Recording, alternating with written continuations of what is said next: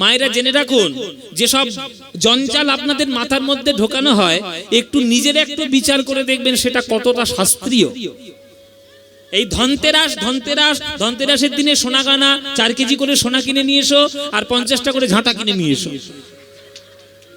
এই যে বুদ্ধি তোমাদেরকে দেওয়া হয়েছে, এই বুদ্ধিটা যারা দিয়েছে তারা ব্যবসাদার, তারা আপনাদের মাথাটা ব্রেন ওয়াশ করার জন্য দিয়েছে। এই কার্তিক অমাবস্যাতে কোন রকম সোনা দানা কালী পুজোর সম্পর্ক নেই। এই কালী পুজোটাকে বলা হয় দীপাবলি। অনেকগুলো কারণ আছে এবং অনেকগুলো ঘটনা এই কার্তিক অমাবস্যায় ঘটেছে, আপনারা জেনে রাখুন। দীপাবলি কেন বলে? এই দীপাবলিটা কালী পুজোর সঙ্গে কোনো সম্পর্ক নয়। কালী পুজোর অমাবস্যাতে কালী পুজো হচ্ছে কার্তিকে, এটা শাস্ত্রীয়, এটা শাস্ত্রবিধি, কিন্তু দীপাবলি প্রদীপ জ্বালানোর সঙ্গে সম্পর্ক নয়। তাহলে দীপাবলি নাম হলো কেন? এই কার্তিক অমাবস্যাতেই রামচন্দ্র লঙ্কা বিজয় করে ঘরে এসেছিলেন, আর তাকে স্বাগতম জানানোর জন্য অযোধ্যাবাসী প্রদীপ জ্বালিয়ে পুরো অযোধ্যাটাকে সাজিয়েছিল। ওই জন্যই দীপাবলি উৎসব আমরা মেনে করি। তাতে যে কিছু বারণ আছে তা নয়, আপনি করুন, এতে বারণ কিছু নেই, কিন্তু সোনা দানা কিনতে হবে, ঝাঁটা কিনতে হবে, আপনাদের কে বললো? ওগুলো ঠিক নয়। কেননা ধনতেরাস এইটা কোন রকম শব্দই নয়। ধন্বন্তরীর জন্মদিন হচ্ছে অ্যাকচুয়ালি ওই দিনটায়। আস্তে আস্তে কোথায় বসবে, সব 5টা-6টার সময় আসবে, আর সব এসে ঘুরঘুর করছে। আগে থেকে আসো না কেন? এতক্ষণ মাঠ ফাঁকা ছিল, কোথায় ছিলে? জয়নি তাই আসবে 5টার সময়, এসে কি সামনে ঘুরঘুর করবে। জয়নি তাই। কি বলছিলাম? ধন্বন্তরী। এই কার্তিক অমাবস্যার দিনে দৈত্য আর দানবদের মধ্যে সমুদ্র মন্থন হয়েছিল, আর সেই সমুদ্র মন্থনে ধন্বন্তরীর জন্ম হয়েছিল। ওই ধন্বন্তরীর জন্মদিন বলেই ধনতেরাস বলে। অ্যাকচুয়ালি ধনত্রয়োদশী, এই ত্রয়োদশীটাকে আমরা এখন তেরাস বলি, ধনত্রয়োদশী। তাহলে লক্ষ্মী পুজো করা হয় কেন? ওই দিনটাতে দেখবেন অলক্ষ্মী বাইরে যা, লক্ষ্মী আমার ঘরে আয় বলে না ওই দিনটাতে। কেন বলে? না সমুদ্র মন্থনের লক্ষ্মীরও জন্মদিন, ওই জন্য ওইটা লক্ষ্মীর জন্মদিন হিসেবেও পালন হয়। সুতরাং উল্টো পাল্টা শুনে মাথার মধ্যে জঞ্জাল ভরাবেন না, পুরো শাস্ত্রটা পড়ুন, নিজেদের শাস্ত্র নিজেরা জানার চেষ্টা করুন, তাহলেই বুঝবেন। বিদ্যাপতি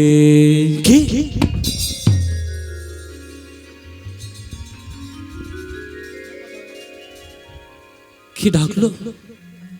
কে? বিদ্যাপতি। আমি? কে তুমি? দৈববাণী আকাশবাণী করছো, কে তুমি? যার চরণের প্রান্তে বসে তুই এতক্ষণ গান গাইছিস, আমি হলাম সেই তোর মা গঙ্গা।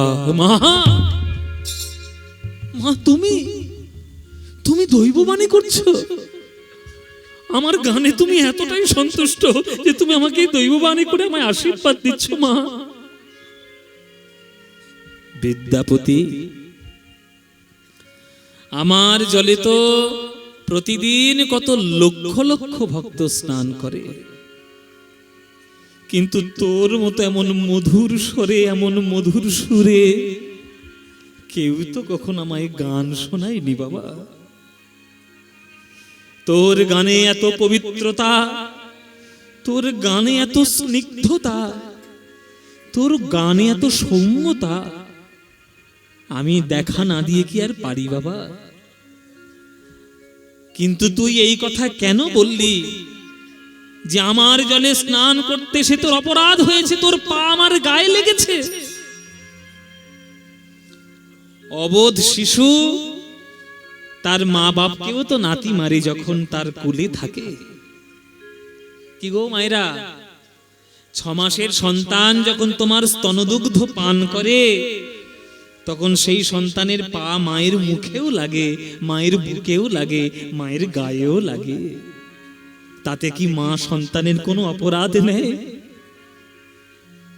বরং ওই হাত পা ধরে মা তাকে কত আদর করে, মাথায় নেয়, মুখে নেয়, বুকে তাকে বুলায়। ওরে বিদ্যাপতি, তুই তো আমার সন্তান, তুই তো আমার ছেলে। মায়ের গায়ে পা দিয়েছিস, আমি কি অপরাধ নিব বাবা? অপরাধ নেব না বাবা। তুই যা চাইবি সেইটাই আমি তোকে দেব। বল তোর কি চাই? আজ তোর গানে আমি অত্যন্ত প্রীত সন্তুষ্ট হয়েছি বাবা, বল তোর কি চাই? মা, আমার বাবা আমায় বলে পাঠিয়েছে, আমার বংশের কুলদেবতা হলেন শিব ঠাকুর, দেবাদিদেব মহাদেব। সেই দেবাদিদেব মহাদেবের করুণা পাওয়াই হলো আমার জীবনের মূল লক্ষ্য।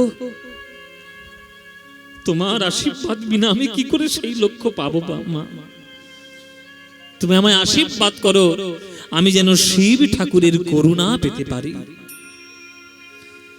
গঙ্গামা বলছে, ওরে বিদ্যাপতি, আমি হলাম এমন এক নদী যে গঙ্গার জলে তুলসী পত্র ভাসিয়ে দেয়, নমঃ শ্রী বিষ্ণু বলে সেই তুলসী পত্র নিয়ে গিয়ে আমি সমর্পণ করি বিষ্ণুর চরণে।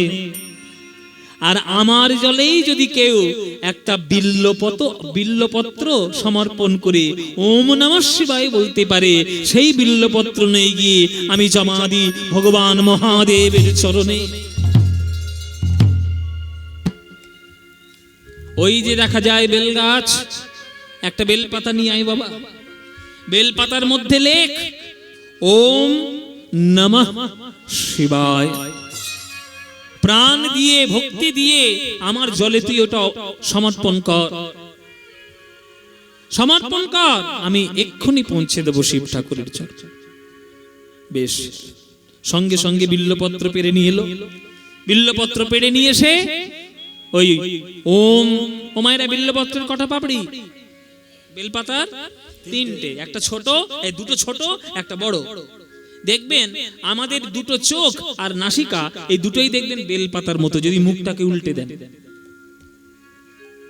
আমাদের এটাও কিন্তু একটা বিল্লপত্র, হ্যাঁ, নাক আর দুটো চোখ, দেখবেন এটা বিল্লপত্রের মতো যদি মুখটা যদি উল্টে দেন।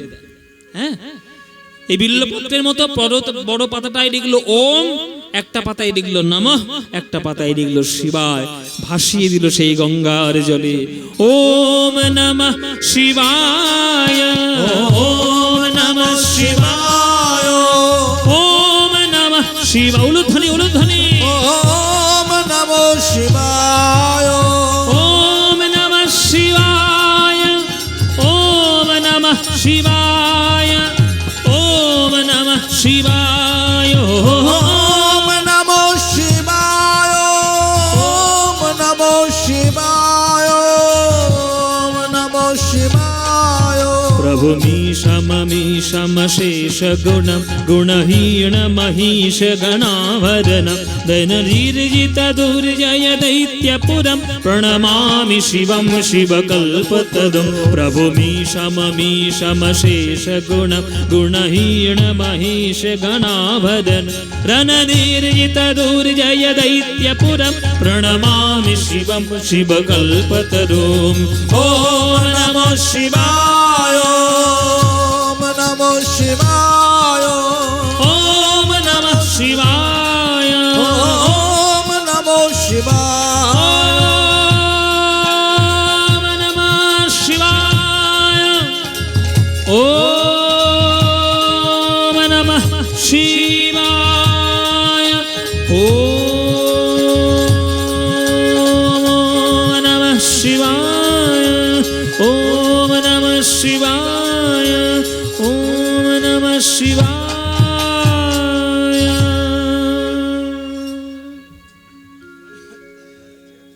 বিদ্যাপতি, প্রভু তুমি এত তাড়াতাড়ি আমার ভক্তিতে সন্তুষ্ট হয়ে তুমি আমায় দৈবমানই করছো প্রভু। করব না? অন্তরের পূর্ণ ভক্তি দিয়ে বিল্লপত্রে ওম নমঃ শিবায় লিখায়ে যে গঙ্গার জলে অর্পণ করে তাকে তো আমি দেখা দিতে বাধ্য বাবা। তোর কুলের দেবতা আমি, তোর কুলের ভগবান আমি। আজ তুই আমার নয়ন জলে তুই ভক্তি করে গঙ্গার তীরে আমার সাধনা করেছিস, আজকে তুই যা চাইবি আমি তোকে তাই দিয়ে দেব। বল বাবা তোর কি দরকার, কি চাই তো? বিদ্যাপতি বলছে, প্রভু আমার তো কিচ্ছু চাওয়ার নেই, তোমার কাছে কিছু পাবো বলে প্রার্থনা করতে আমি তোমার কাছে আসিনি। আমায় এটা দাও, ওটা দাও, সেটা দাও। প্রভু আমার বাবা বলে আমায় পাঠিয়েছে যে আমার জীবনের মূল লক্ষ্য আপনার করুণা পাওয়া, তাই আপনার করুণা পেতে আমি এসেছি। আপনি করুণা করেছেন, আপনি আমায় দর্শন দিয়েছেন, দৈববাণী করেছেন, ব্যাস আমার সকল কিছু পাওয়া হয়ে গেছে, আমার কিছু চাওয়ার নেই প্রভু। কিন্তু এখানে কিন্তু আছে, কিন্তু বিদ্যাপতি বলছে, দেখো বিদ্যাপতি বলছে, প্রভু আমার চাওয়ার কিছু নেই, কিন্তু আপনি যদি মনে করেন যে আপনার দর্শনের থেকেও, আপনার কৃপা পাওয়ার পরেও আমার কিছু পাওয়ার বাকি রয়ে গেছে, আপনি দয়া করে আমাকে সেইটাই প্রদান করবেন। বলে বাবা এ তো বুদ্ধি সাংঘাতিক। হ্যাঁ, বাচ্চা ছেলে হতে পারে, ঘটে ঘটে বুদ্ধি আছে ভালো। হ্যাঁ, দৈন্য তো ভালো, আবার বুদ্ধিও আছে। ও মায়েরা, এসব তোমাদের ব্যাপার, বুঝলে, এসব তোমাদের জন্য সৃষ্টি হয়েছে। তোমরা যদি এখন কাপড় দোকানে গিয়ে বলো আমাকে একটা কাপড় দিন, দোকানদার বলবে আপনার বাজেট কত, 1000, 2000, 3000। এবার আপনি যদি তাকে বলেন যে সব বাজেট ফাজেট নিয়ে চিন্তা করবেন না, পয়সা আমার অনেক, আপনার দোকানের সব থেকে ভালো কাপড় কোনটা আছে সেইটা বার করুন, কি গো মায়েরা, তখন কি হবে? ওই দোকানদার পুরো দোকানটাই উল্টে আপনার সামনেই ফেলবে। কোনটা যে সব থেকে ভালো আমি কি করে বাঁচবো? যারা চালাক লোক হয় তারা এরকম কথাই বলে। বিদ্যাপতি বলছে আমার নিজের কিছু চাওয়ার নেই প্রভু, কিন্তু আপনি যদি মনে করেন যে আপনার দর্শন করার পরেও কিছু পাওয়ার আমার থাকতে পারে, আপনি আমাকে সেইটা দেবেন। তখন শিব ঠাকুর বলছে, বাবা এ তো একবার ঘটে ঘটে বুদ্ধি, খুব বুদ্ধি। শোন বাবা, জগতে একটা জিনিস আছে যেটা আমার দর্শনের থেকেও অনেক বেশি মূল্যবান। সেটা কি? সেটা বৃন্দাবনের মধুর প্রেম সম্পত্তি, রাধা গোবিন্দের মধুর ব্রজ প্রেম হচ্ছে সর্বশ্রেষ্ঠ। সেই ব্রজ প্রেম তুই যদি লাভ করতে পারিস, তবেই জীবনে সর্বশ্রেষ্ঠ বস্তু লাভ করতে পারবি। আমি তাহলে কি করে পাবো? হ্যাঁ, তাহলে কি করে পাবি? যা বাবা, এইটা তোমায় পেতে গেলে তোমাকে ভজনা করতে হবে, আমার গিন্নির ভজনা করতে হবে, মানে তোর মাকে ডাকতে হবে।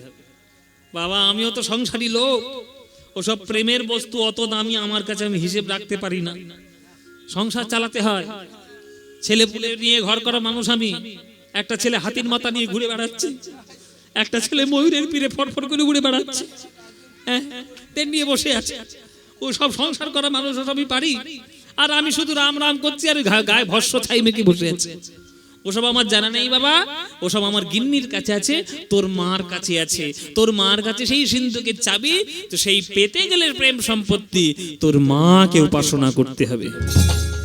যাও দুর্গার উপাসনা করো, দুর্গার উপাসনা। আচ্ছা, এইখানে আমি আজ এখন একটু আপনাদের একটু অনুরোধ করব, 2 মিনিট সময় নিই। আপনার এখানে মোটামুটি যা দেখতে পাচ্ছি, অনেক বছর পর আমোদপুরে এসছি বলে মোটামুটি বীরভূম আমোদপুরটা ছেঁকে মোটামুটি এখানে এসছে। অনেকদিন পর এসছি তো, 5 বছর, আমি 5 বছর, আমি তো ভেবেছিলাম 7 বছর। 7 দেখেছেন আমার স্মরণ শক্তি ঠিকঠাক আছে। তো চলুন, আমি 7 বছর পরে এখানে এসেছি বলে মোটামুটি অনেক ভক্ত আমাকে ভালোবেসে সবাই এসেছেন। আমি আপনাদের এই ভালোবাসার কাছে কৃতজ্ঞ। আপনারা ভালোবাসেন, আমার গান শোনেন, আশীর্বাদ করেন, এই আশীর্বাদটা বজায় রাখবেন। কিন্তু আপনাদের দিকে মোটামুটি তাকিয়ে যা বোঝা যাচ্ছে, আপনারা যারা গান শুনতে এসছেন মোটামুটি আমার মতো সবাই ছাপোষা সংসারী মানুষ। সংসারী মানুষদেরকে সংসার করার কিছু নিয়ম আছে, সেই নিয়মটা আমরা জানি না, আমরা আমাদের মতো সংসার করি। কেননা এখনকার দিনে আপনি লোকেদের মধ্যে শাস্ত্রের কথা, ভালো কথা বলতে গেলেই আপনার বিরোধী হয়ে যাবে। এত বেশি কথা বলেন কেন? আমি আমার মতো জীবন চালাবো, আপনার কি? তো ঠিক আছে বাবা, তুমি তোমার মতো জীবন চালাবে, তুমি হয় মরবে নয় বাঁচবে।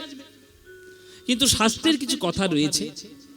শাস্ত্র বলেছে যে আমরা সংসার করব সংসারের মতো। সংসারী মানুষরা যেন বাবাজি বাবাজি ঢং না করে, আবার বাবাজিরা যেন সংসারীদের মতো সঞ্চয় না করে। এই দুটোই রাস্তা আছে। আপনি যদি বাবাজি হবেন, আপনি যদি মহারাজ সাধু সন্ন্যাসী হবেন, আপনার যেন কোনো কামের প্রতি, কোনো সঞ্চয়ের প্রতি মোহ না থাকে। আবার আপনি সংসারী হয়েছেন, সব দান ছত্র খুলে বসে রয়েছেন, ওটাও হবে না। দুটোর ব্যালেন্স রাখতে হয়। শুক্রাচার্য বলি মহারাজকে, ওই বামন ভগবান যখন তাকে পরীক্ষা করতে এসেছিলেন তখন বলেছিল যে শোনো বলি, এই যে তোমার দান করার প্রবণতা, এটা সব সময় ভালো নয়। নিজের কিছু কাছে রেখে তারপরে দান করো। 100 টাকা যদি আপনি রোজগার করেন, 60 টাকা থেকে প্রত্যেক দিন সংসার চালান। আমি একটা উদাহরণ দেওয়ার জন্য বলছি, একটা হিসাব। মনে করুন আপনি প্রত্যেক দিন 100 টাকা আয় করেন, সেই 100 টাকা আয়ের 60 টাকা থেকে রোজের সংসারটা চালান। 20 টাকা যতই কষ্ট হোক, আমোদপুরে কোন ব্যাংক আছে ভালো, সেই ব্যাংকে গিয়ে জমা করে আসুন। হ্যাঁ, আর 20 টাকা যতটাই আপনার কাছে থাকবে, বাকি অবশিষ্ট, সেটা আপনার যতই কষ্ট হোক আর যতই মনে ব্যথা লাগুক, আপনার যতই আপনার ইচ্ছে না করুক, অন্তত ওই 20টা টাকা জগতের সেবার জন্য, ভগবত কার্যের সেবার জন্য দান দিয়ে দেবে। অবশিষ্ট 20 টাকা, 60 টাকা থেকে সংসার চালাবেন, 20 টাকা গিয়ে ব্যাংকে জমাবেন, আর 20 টাকা দিয়ে জগতের সেবা করবেন। জীবে প্রেম করে যেই জন, সেই জন সেবিছে ঈশ্বর। আমরা ভালো কাজের জন্য কোনোভাবেই আমাদের পয়সা খরচা করতে আমাদের মন লাগে না, কিন্তু খারাপ কাজ করার জন্য কোটি কোটি কোটি টাকার আদান প্রদান যে কিভাবে হয়ে যায় সেটা আমরা নিজেরাও জানি না। সুতরাং সেইটা আপনারা নিজেদের মধ্যে একটু চেষ্টা করবেন। আমোদপুরের এই কর্তৃপক্ষরা আপনাদের কাছে এই কীর্তনকে তুলে ধরার জন্য, আমি জানি এটা বীরভূমের একটা বৈশিষ্ট্য, যে বীরভূমে কীর্তন মানেই সবাই গিয়ে দাঁড়ে দাঁড়ে ভিক্ষা করে সবাই গিয়ে কীর্তনের জন্য ব্রতী হয়। আমার এই কর্তৃপক্ষের ভক্তরা আজকের এত বড় কীর্তন অনুষ্ঠানটি আপনাদের কাছে তুলে ধরার জন্য তারা বহু কষ্ট করেছে। তাই তারা ভিক্ষা পাত্র নিয়ে, ভিক্ষার আঁচল নিয়ে আপনাদের কাছে যাবে। আপনাদের যার যেমন ইচ্ছা, যার যতটুকু প্রয়োজন বা দেওয়ার মানসিকতা রয়েছে, আপনারা প্রাণ ভরে তাদের আঁচল, তাদের পাত্র একটু ভরিয়ে দেবেন। কেননা বলতে বড় খারাপ লাগে, কেননা সত্য কথা বলতে তো আমার মুখে আটকাবে না, আমি সত্য কথাই বলবো। আমরা একটা পুজো অনুষ্ঠান করতে যখন যাই, তখন তার সকল কিছু গৌণ হয়ে যায়, কিন্তু মদ খাওয়ার টাকাটা কিন্তু আমাদের, মদ্যপানের টাকাটা জমা হয়ে থাকে। ওই জন্য খারাপ কাজ করার সময় আমাদের কোনো রকম কোনো গায়ে লাগে না, কিন্তু ভালো কাজ করতে গেলে আমাদের পকেট আটকে যায়। ওটা যেন না হয়। আপনাদের এত বড় আসর, এত বড় অনুষ্ঠান, এত বড় অনুষ্ঠানে এসে আপনারা প্রাণ ভরে এই যে কীর্তনটি শুনছেন, আপনাদের কাছে সবার কাছে যাবে। গন্ডগোল করার কোনো প্রয়োজন নেই, প্রত্যেককেই আপনাদের কাছে যাবে। জায়গা থেকেও উঠতে হবে না, আপনারা জায়গাতেই বসে থাকুন। আপনাদের সবার কাছে কাছে ভক্তরা যাবে। গেলে আপনারা প্রাণ ভরে, যার যতটুকু ক্ষমতা আছে আপনারা প্রাণ ভরে একটু দিয়ে দান দেবেন। অমনি বিদ্যাপতি শুরু করে দিল মায়ের উপাসনা, দুর্গার উপাসনা। চলো, বিদ্যাপতির মায়ের লেখা মায়ের গান।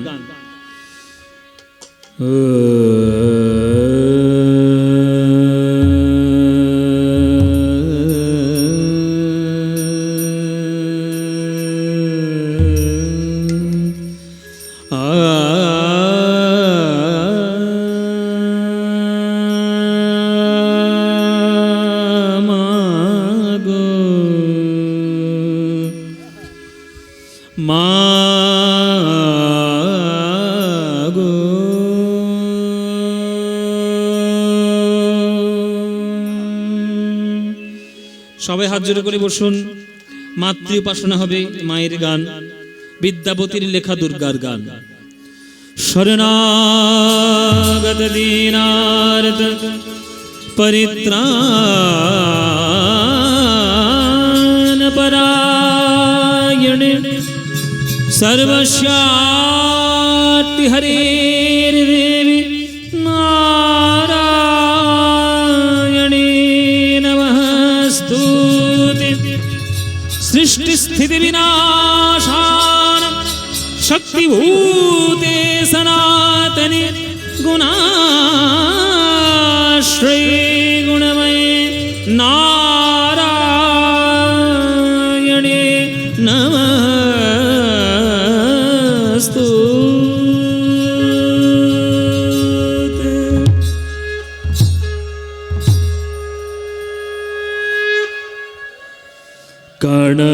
कनकभूधर शिखरवासिनि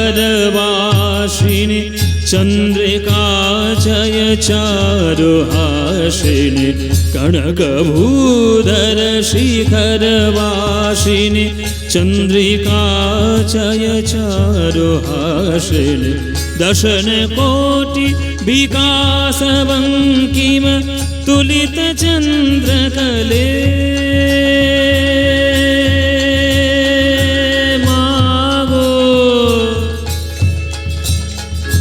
मागो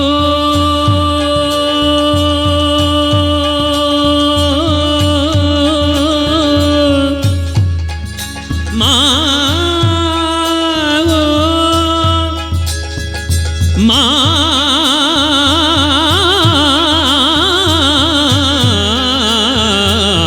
मागो तुलित चन्द्रतले तुलित चन्द्रकले कनकभूधर शिखरवासिनि कनकभूधर शिखरवासिनि चन्द्रिका जय चारुहासिनि जनकोटि विकासवङ्किम तुलित चन्द्रकले तुलित चन्द्रकले तुलित चन्द्रकले क्रोधसुररिपुबलनिपातिनि महिषशुम्भनि शुम्भघातिनि क्रोधसुररिपुबलनिपातिनि महिषशुम्भि शुम्भघातिनि भीतिवाक्भयोपनादिनि कामनाफलदे कनकभूधर शिखरवासिनि चन्द्रिका जय चारुहासिनि कनकभूधर शिखरवासिनि चन्द्रिका जय चारुहासिनि कनकभूधर शिखर सरे सरे सरे सरे सरे सरे ने ने ने ने ने ने ने ने ध मद ग सरे सरे ग ग रे ग रे ग ग रे ग ग रे ग रे ग म म ग रे म म म म म ग रे म म ग रे म म ब ब म म म ब म ब द ब द ब म ग म ब द म ब द ब द ब ब द ब द म द ब म द ब म ब म नि नि द नि नि द नि नि द नि नि द नि द ब द ब म द ब द नि नि नि नि नि नि नि नि नि नि नि नि नि नि नि नि नि नि द नि नि द नि नि द नि नि द नि नि द नि द नि द नि द नि द सरे ध ग रे ग नि द सरे ग सरे ग स ग रे ग नि द सरे स ग रे ग रे ग सरे ग सरे ग सरे स ग रे ग नि ग रे ग रे ग रे ग म म ग म म ग म म ग म ग रे ग रे सरे सरे नि रे स स द रे नि नि स नि स नि द नि नि द ब ब द म द ब म ग म ग रे ग रे स स न ग भूधर शिखरवासिनि चन्द्रिका जय चारुहासिनि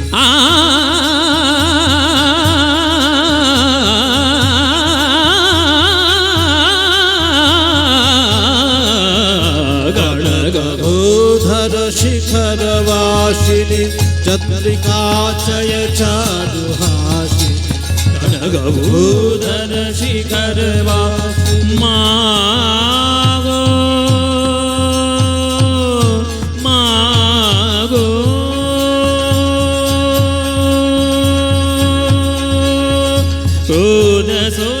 क्रोधसुररिपुबलनिधा सुखविविद्यापतिकृत स्तुतितोषिता शिव सिंह भूपति कामनाफलदे मागो कामनाफलदे कनकभूधर शिखरवासिनि चन्द्रिका जय चारुहासिनि दशनकोटि विकासवङ्किम तुलित তুলিত চন্দ্রকলে তুলিত চন্দ্রকলে তুলিত চন্দ্রকলে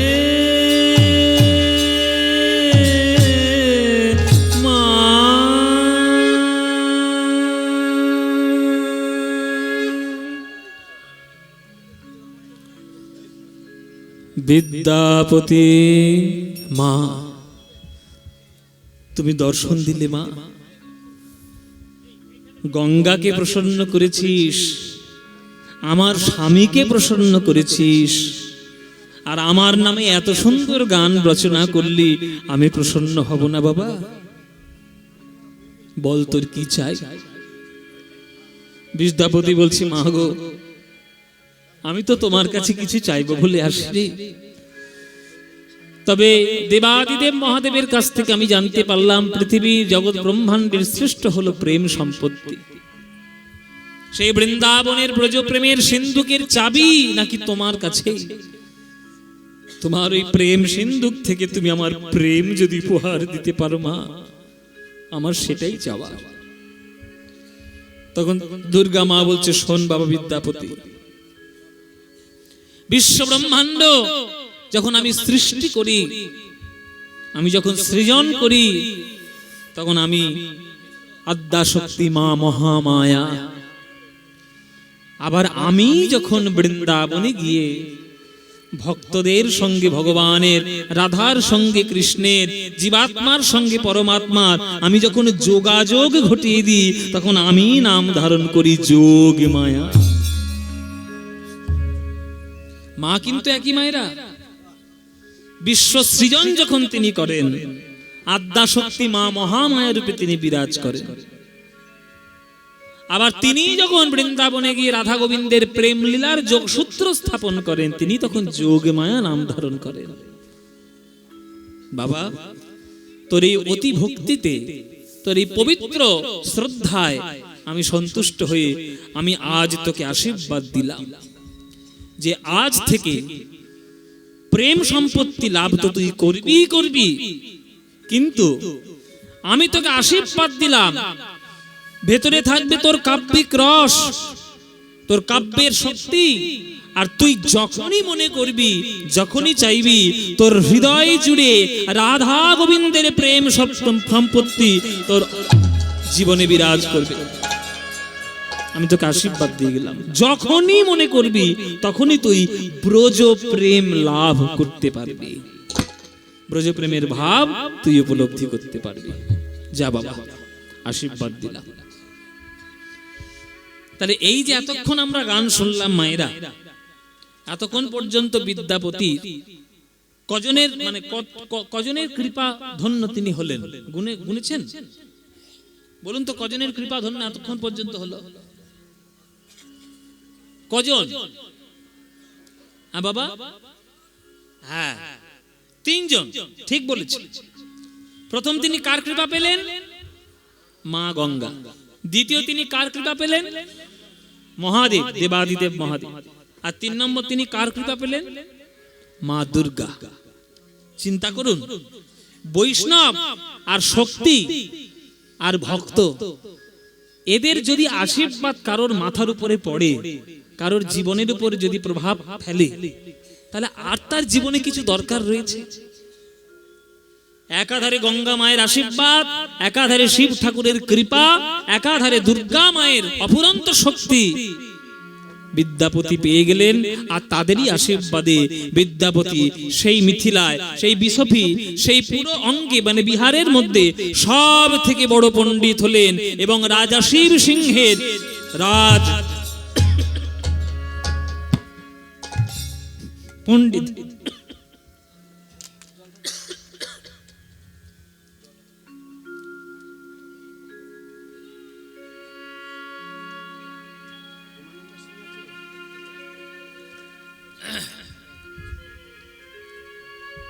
রাজ পণ্ডিত রূপে তিনি বিবেচিত হলেন। এইবার এই রাজ পণ্ডিত রূপে তিনি যখন বিবেচিত হলেন, তিনি শুধু রাজ পণ্ডিত নন, রাজার বুদ্ধি দেওয়ারও প্রধান দায়িত্ব তার। রাজার ছেলেমেয়েরা, রাজার ছেলেগুলো পড়াশোনা করতে শেখে না, পড়াশোনার মন নেই, তাই তাদেরকে পড়ানোর দায়িত্ব বিদ্যাপতি। এদিকে হঠাৎ একদিন সর্বনাশ হয়ে গেল। কি সর্বনাশ? খাজনা দেওয়া হয়নি বলে, 2 বছরের খাজনা বাকি আছে বলে দিল্লির মসনদে যিনি মুসলমান নবাব, তিনি তলব করে পাঠিয়েছেন এবং সমন জারি করেছেন এই শিব সিংহ রাজার নামে, যে রাজা শিব সিংহকে শুলবিদ্ধ করা হবে। এই রাজা শিব সিংহ যেখানে থাকবে, যেখানে পাবি হাতে পায়ে ধরে বেঁধে নিয়ে এই দিল্লিতে নিয়ে আসবি। 2 বছরের খাজনা বাকি আছে, 2 বছরের খাজনা বকেয়া রেখে কোন রাজা আমার কাছে আছে? আবার ঠিক যেখানে পাবি সেখান থেকে ধরে নিয়ে আসবি।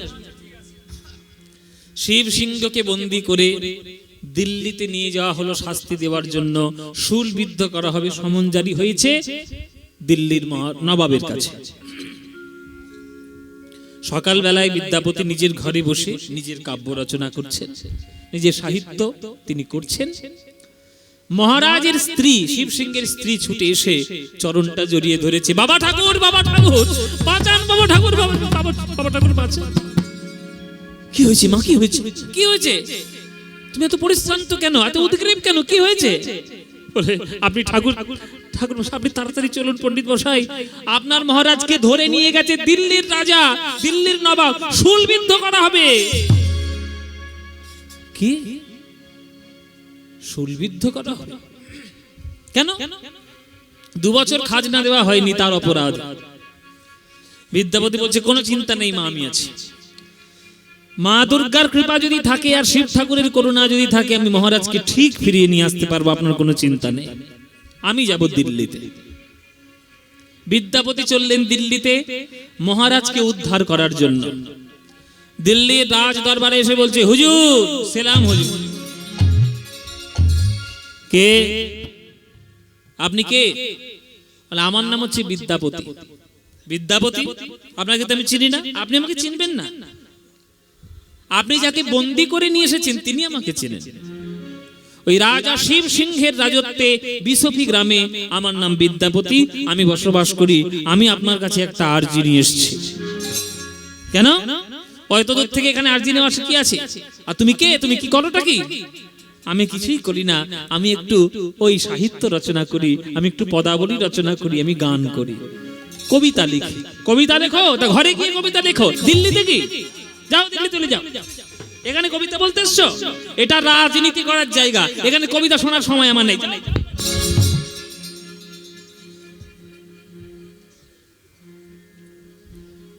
তখন বলছে, শুনুন, আমার মহারাজকে আপনি শুলবিদ্ধ করবেন, মুন্ডচ্ছেদন করবেন, এই অপরাধে আপনি ধরে নিয়ে এসেছেন। প্রথমে আমি আপনার কাছে একটা আর্জি জানাবো, আমার মহারাজকে মৃত্যুদণ্ড দেওয়ার আগে আপনি দয়া করে আমার গলাটা কেটে ফেলুন। আমার মৃত্যুদণ্ডটা আগে দিন, তারপর আমার মহারাজকে মৃত্যুদণ্ড দেবে। কেন? অপরাধ তো তোমার মহারাজ করেছে, তুমি কি করেছো?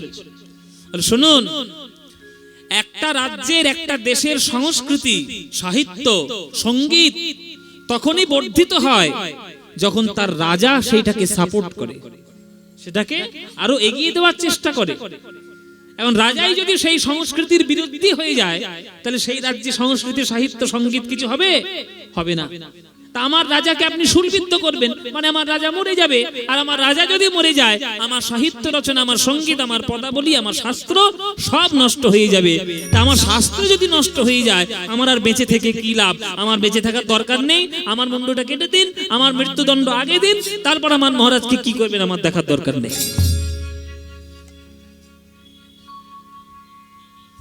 বলছি, বাবা এরকম কথা তো আগে কোনোদিন শুনিনি কারোর কাছ থেকে এরকম। আচ্ছা ঠিক আছে, তুমি কি গান লেখো? মানে হ্যাঁ, আমি গান লিখি। কেমন? আমি পদাবলী সাহিত্য রচনা করি। পদাবলী সাহিত্য আমাকে একটা শোনাতে পারবে? নিশ্চয়ই শোনাবো। আমি যেমন বলবো তেমন গান লিখে আমায় শোনাতে পারবে? নিশ্চয়ই শোনাবো। তাহলে শোনাও দেখি আমার গান।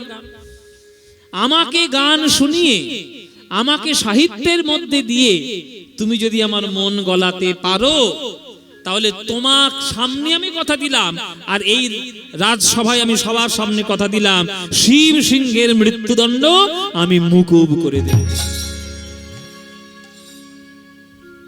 বলুন কি বিষয়ে আপনাকে গান শোনাতে হবে, কি বিষয়ে আপনাকে গান শোনাতে হবে বলুন। বলে এদিকে এসো, জানালা দিয়ে দেখো ওই যমুনার ঘাটে একটা রমণী স্নান করছে। ওই রমণীর রূপ বর্ণনা করে আমার মন গলাও দেখি। সবাই আপনারা আমার থেকে অনেক বড়, আমি করজোরে অনুরোধ করছি আমার কথায় কিছু মনে করবেন না, সন্তানের মতো আপনাদের। কিন্তু একটি রমণী যদি একটি ঘাটে স্নান করে, আর সেই রমণীর স্নান দৃশ্য যদি কোনো পরপুরুষ আড়াল থেকে দর্শন করে, সেটা কি কোনো ভদ্রলোকের কাজ? সেটা কি কোনো সভ্য মানুষের কাজ? কাজ নয়। কিন্তু এই নবাব তিনি রোজ ওই যমুনার জলে, দিল্লি আপনারা জানেন যে যমুনা একদম পাড়ে, যমুনার পাশেই দিল্লির মসনদ, সেইখানে ওই নবাব ওই রমণীর রূপ বর্ণনা করার কথা বলছে, যে তুমি যদি ওর রূপ বর্ণনা করে আমার মন গলাতে পারো তাহলে জানবো যে তুমি কত বড় কবি। শোনাও আমায় গান। বিদ্যাপতি মনে মনে ভাবছে আমার কঠিন পরীক্ষার সময় এসেছে। মনে মনে করজোরে মা দুর্গাকে তিনি ডাকছেন, মা তুমি আমায় আশীর্বাদ করেছিলে, আমি যখন চাইবো তখন আমার হৃদয়ের মধ্যে ব্রজ প্রেম হবে। মাগো আজ আমার পরীক্ষার সময় এসেছে, তুমি আমার আশীর্বাদ করো মা, আমি যেন জয়ী হতে পারি। বিদ্যাপতি দেখছেন রমণীর স্নান, সঙ্গে সঙ্গে বিদ্যাপতির হৃদয়ে বৃন্দাবনের প্রেম প্রকাশ হলো। বিদ্যাপতি মনে মনে দেখছেন দিল্লির মসনদটাও যমুনার তীরে, আরে প্রেমের ধাম শ্রীধাম বৃন্দাবনটাও হলো যমুনার তীরে। তাহলে ওই যে রমণী স্নান করছে, আমি কেন মনে মনে ভাববো একটা সাধারণ রমণী স্নান করছে? আমি মনে মনে ভাববো আমার শ্রীমতী রাধা রানী যমুনার জলে স্নান করছে, আমার শ্রীমতী রাধা রানী যমুনার জলে স্নান করছেন, আর আমার গোবিন্দ কদম গাছের আড়াল থেকে সেই স্নান দর্শন করছে। তখন যে প্রেমের পবিত্রতা তৈরি হবে, সেই পবিত্রতায় কোনো কাম গন্ধ নাই, সেটা নিষ্কাম প্রেমের গান হবে। আহা, সঙ্গে সঙ্গে বিদ্যাপতি গান রচনা করে শোনাচ্ছেন নবাবকে, সঙ্গে সঙ্গে রচনা করে গান শোনাচ্ছে। দাসপেড়ে সখী কোন কামিনী। আমি সবার কাছে একটু অনুরোধ করব, একটু করজোরে বসবেন। রাধা গোবিন্দের প্রেম যে সাধারণ দৃষ্টিতে আপনারা দেখেন বা দেখছেন, বা কিছু লোক আপনাদের এই কীর্তনের আসরে দাঁড়িয়ে যেভাবে আপনাদেরকে ব্যাখ্যা করে বোঝাচ্ছে, সে দর্শন নয়।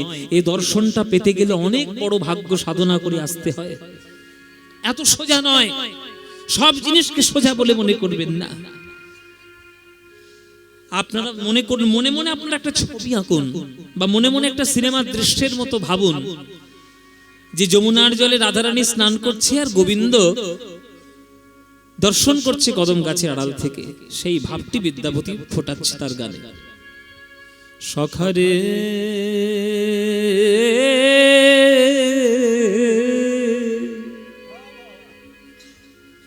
সখা কোন কামি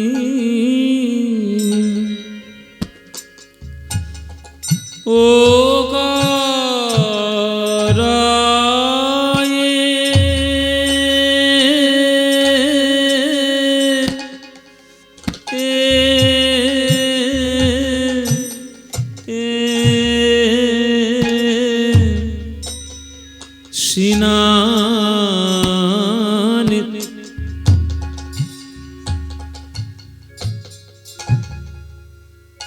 সিনান রে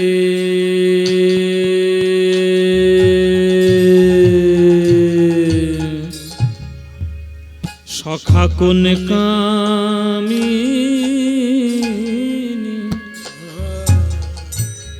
আস্তে, একদম কথা নয়, খুব গভীর গান, খুব মন দিয়ে শুনবেন। ও রায়ে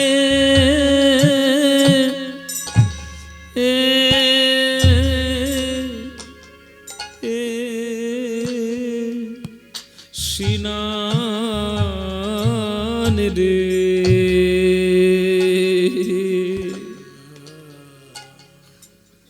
সখা কোন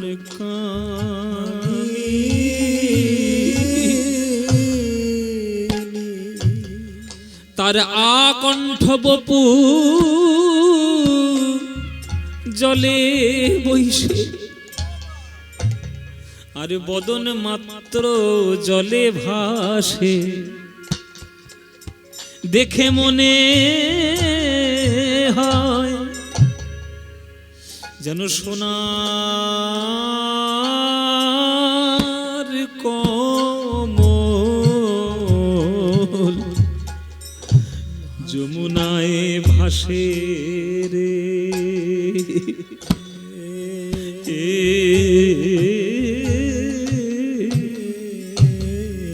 সখা কোন কামিনী। মায়েরা ভালো করে শুনুন। তার আকণ্ঠ বপু জলে বইসে, মানে রাধারানীর গলা পর্যন্ত জলের তলায়, আর রাধারানীর বদন মাত্র কেবল জলে ভাসে, মানে বদনটা জলের উপরে, দেখে মনে হয় যেন এক সোনার কমল, সোনার পদ্ম ফুল যমুনার জলে ভাসে রে।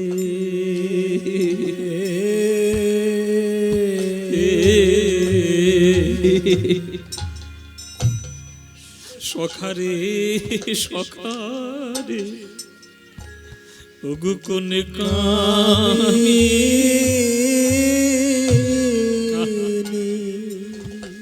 ওগো হেরাইতে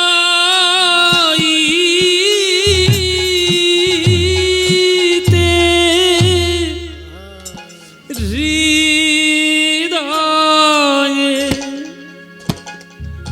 হানলো পাঁচ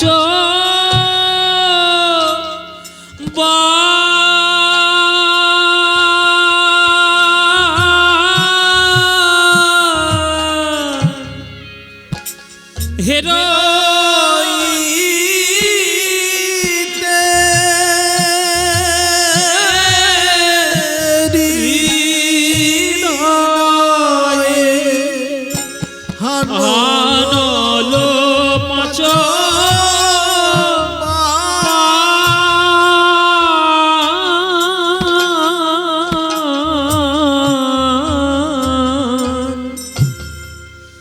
প্রাণের সখারে সখারে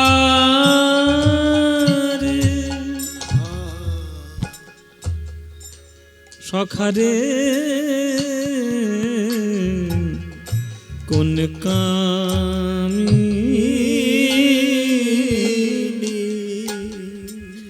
ও করায়ে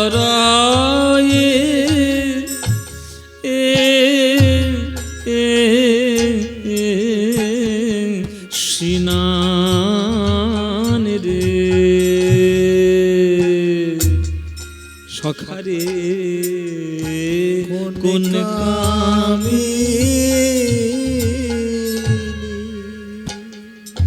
এই হচ্ছে, এগুলো হচ্ছে বাবা অরিজিনাল পদাবলী কীর্তনের গান। এসব আমাদের গান নয়, এসব আপনাদের গান। এই বীরভূম, বর্ধমান, নদিয়া এসব জেলারই গান, এসব আপনাদের জেলার গান, আপনাদের সংস্কৃতির গান।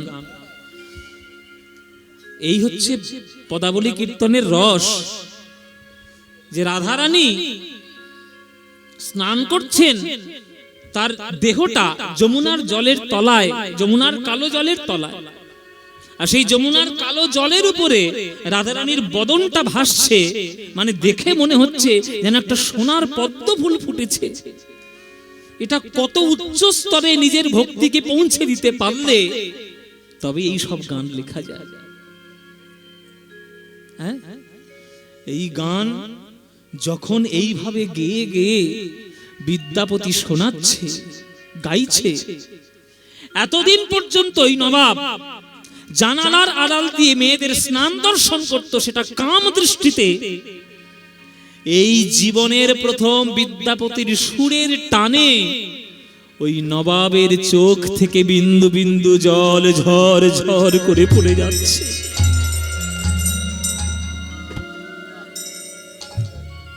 ঝরঝর করে পড়ে যাচ্ছে। ধনির চিকুরে চিকুরে চিকুরে গলয়ে জলধারা,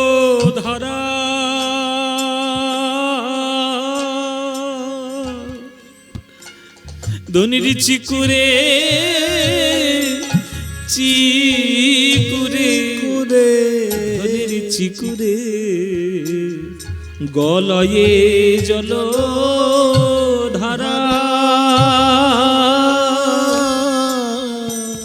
তাতে কি হয়? মুখ শশী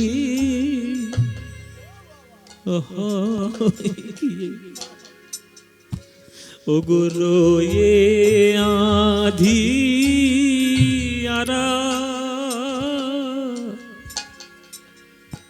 মায়েরা, রাধারানী যমুনার জলে একটা ডুব দিয়ে যখন মাথাটাকে জল থেকে তুলেছেন, রাধারানীর কেশরাশি রাধারানীর বদন প্রান্তে এসে ঢেকে পড়েছে। আর সেই বদন প্রান্ত যখন ঢেকে গেল, আর সেই কেশরাশি থেকে ডান দিক এবং বাম দিক থেকে যে বিন্দু বিন্দু জল ঝরছে, দেখে মনে হচ্ছে কি জানো? চিকুরে চিকুরে ধনির চিকুরে গলয়ে জল ধারা। আর ওই মুখ শশী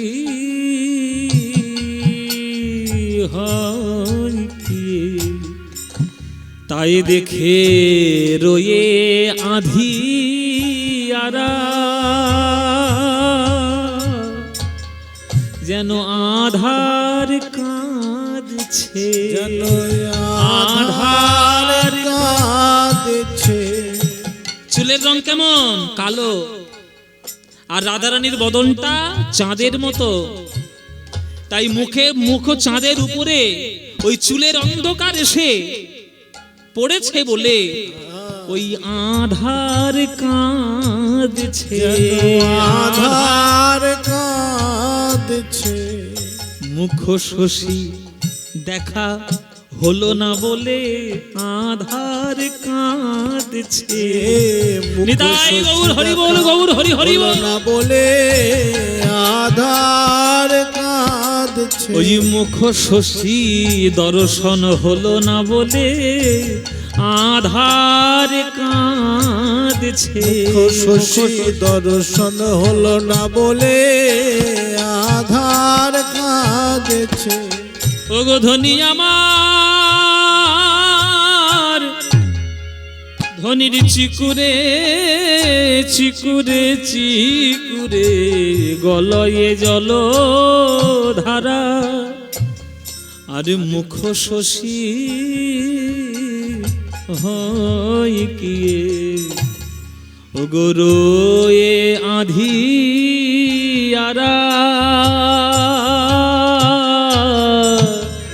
মুখ শশী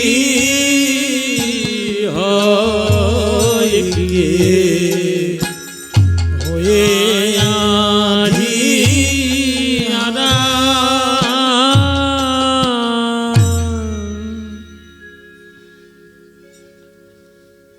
বিদ্যাপতি অনুভব করলেন তার পা দুটো যেন কেউ জড়িয়ে ধরেছে। কে?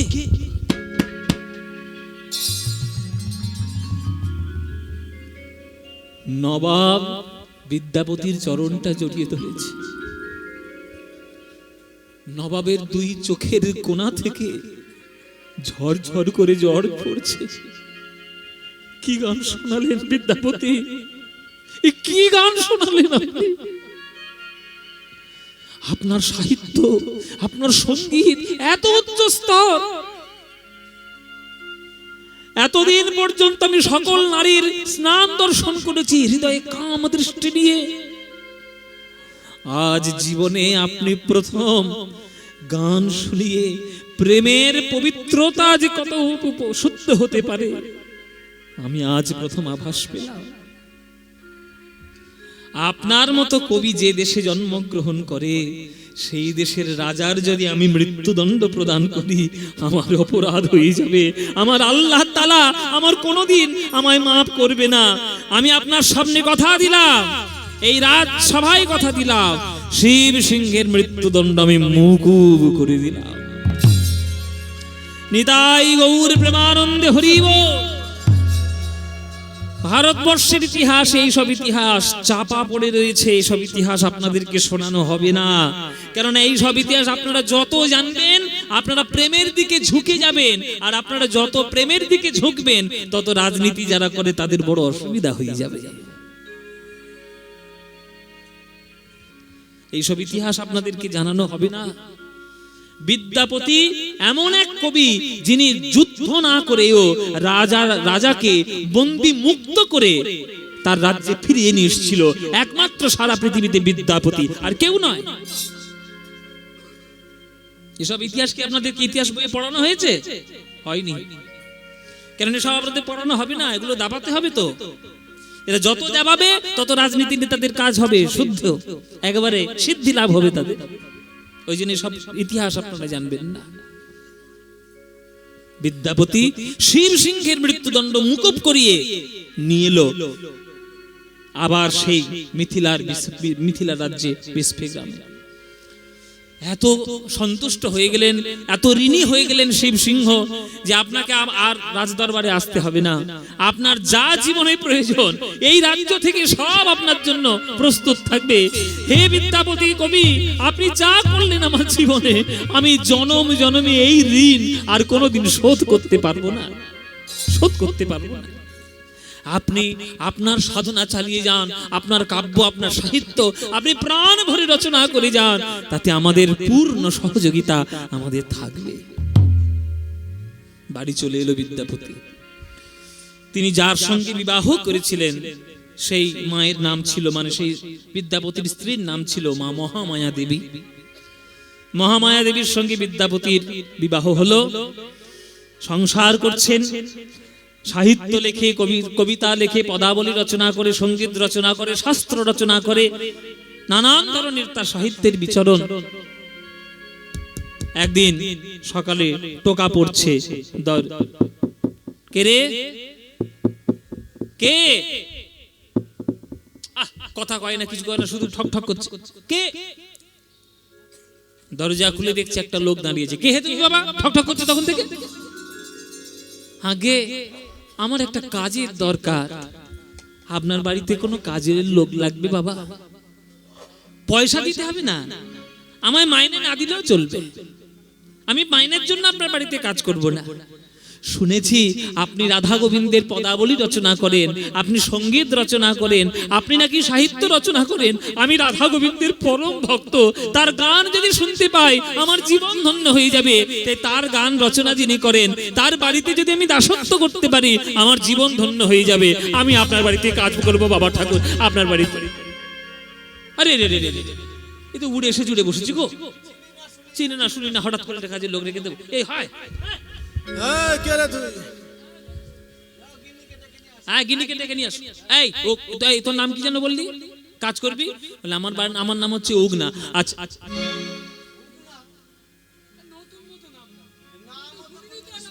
কি নাম বললো? উগনা? বাবা এবার কি বিদঘুটে নাম গো বাবা, এই নাম নাম কি? বলে আমার কি, আমি কি বলবো, আমার এটাই নাম। হ্যাঁ, এর নাম উত্তম, আপনার সম্মনাথ, হ্যাঁ এর নাম মনোরঞ্জন। তো এইবার এত ভালো ভালো নাম রয়েছে, এর নাম উগনা, এর নাম এই উক না আবার কি না? হরি বল বাবা। আচ্ছা ঠিক আছে বাবা, তোর চিন্তা নেই, আমি দেখি আমার গিন্নিকে গিয়ে জিজ্ঞেস করি। ও গিন্নি, হ্যাঁ বলেন, ও গিন্নি, কি খাবো? বলছি বুড়ো বুড়ি হয়ে যাচ্ছি, ঘরে একটা কাজের লোকের খুব অভাব। অসম্ভব অসম্ভব, একে তো পদাবলী লোকে ঘুরে বেড়াও, ভিক্ষে করে বেড়াও, কোনো পয়সা করি নেই, কাজের লোক রাখা যাবে না। আরে রাজা পয়সা করে দিচ্ছে, আমার কোনো কি চিন্তা কি? রাজা কোনো চিন্তা নেই। এই বলছি একটা কাজের লোক না হলে হয়? তা হয় হোক, হয় লোক রাখবো, একটা লোক এসছে আর কি। দেখো যদি ওই উক বিনা না বলে। পয়সা হয়, যদি বিনা পয়সা হয় না। দেখো বিনা পয়সায় কেউ কাজ করে এখনকার দিনে? শোনো, তোমার কোনো চিন্তা নেই, বলেছে কাপড় জামা কেচে দেবে, বাবা বাবা হ্যাঁ কুয়ো থেকে জল তুলে দেবে, বাবা, বাসনও ধুয়ে দেবে, বাজারও করে দেবে, আচ্ছা ঘর ঝাড়ও দিয়ে দেবে, তাই নাকি? হ্যাঁ ধানের গোলায় ইঁদুর ঢুকলে ওরে বাবা, ইঁদুর মেরে দেবে যখন, থাক থাক থাক থাক থাক থাক। ইঁদুরও মারবে। ঠিক বলে আছে, বাবা থাক। ইঁদুরও সকল মারবে, তাহলে কাজের লোক রাখা ভালো। আচ্ছা ঠিক আছে, তুমি রেখে দাও। এই উগনা, তুই কাজে লেগে যা, হ্যাঁ মা সম্মতি দিয়েছে, কোনো চিন্তা নেই। হরি বল বাবা। উগনা নামক এক অপরিচিত ব্যক্তি বিদ্যাপতির বাড়িতে কাজের লোক হিসেবে নিযুক্ত হলেন। তার একটাই চাহিদা, সারাদিন কাজ করব, ওই সন্ধ্যাবেলায় একটা করে পদাবলী গান, রাধা গোবিন্দের গান সে একটু শুনে সে তার মনকে প্রসন্ন করবে। তাহলে রাখবে, তাহলে চল, হরি বল, তাহলে রাখা যাবে। ঘরের কাজ করে দেয়, জল তুলে দেয়, বাজার করে দেয়, রান্না করে দেয়, কাঠ কেটে দেয়, ঘর ঝাড় দিয়ে দেয়, কাপড় জামা কেচে দেয়, সকল কাজ করে ওই উগনা। একদিন দুপুরে এই মোটামুটি 10টা-11টা বাজে, তখন এসে মহামায়াদেবী বলছে, শোনো, শুধু লিখলে চলবে, কলম ঘষলে চলবে নাকি? হ্যাঁ, এদিকে যে অন্ন ফুরিয়ে গেছে, অন্নের ব্যবস্থা করো, ঘরে একটাও চালের দানা নেই, যাও ওই হাটে যাও, হ্যাঁ আনাজ কিছু নেই, যাও হাটে যাও, যাও ওই ওই সামনে একটা হাট রয়েছে, হাট থেকে গিয়ে তুমি নিয়ে এসো। বলে ঠিক আছে, হাটে চলো। আপনাদের এদিকে এখনো পর্যন্ত হাট হয়, হয়তো নাকি? হাট সব জায়গাতেই হয় বাবা। তো এই হাট, সেখানে চলেছে উগনা আর বিদ্যাপতি মিলে। এত গরম, আপনারা জেনে রাখুন, বিহার রাজ্যটা যেমন গরম পড়ে আবার তেমন ঠান্ডাও পড়ে। ঠান্ডার সময় মোটামুটি একবারে কঠিন ঠান্ডা। হ্যাঁ, এই যে আপনাদের বীরভূমও কম নয়, বীরভূমও কম নয় বাবা, এই দেশটা একবারে খাঁটি দেশ। ওই যেমন গরমও পড়বে, পুড়িয়ে মারবে, আবার ঠান্ডাও করবে।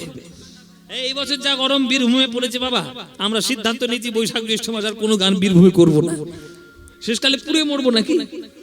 যাই হোক, মজার কথা আর কি। যাই হোক, এইবার যে রাস্তা দিয়ে তারা যাচ্ছেন, অত্যন্ত গরম রাস্তা।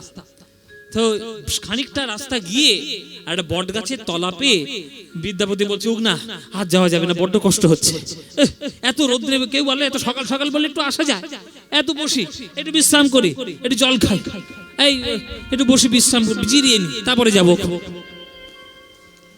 কবিদের ভাব, সাহিত্যিকদের কখন কি ভাব উদয় হয় কোনো ঠিক নেই বাবা। বট গাছের তলায় বসে, আহ বাহ বাহ বাহ, কি সুন্দর ঠান্ডা গো, কি সুন্দর ঠান্ডা বলতো উগনা, বট গাছের তলায় ঠান্ডা, আহা এইরকম শীতল ছায়া, জগতের শীতল ছায়ায় একমাত্র একটাই ছাওয়া রয়েছে, সেটা গোবিন্দের চরণ।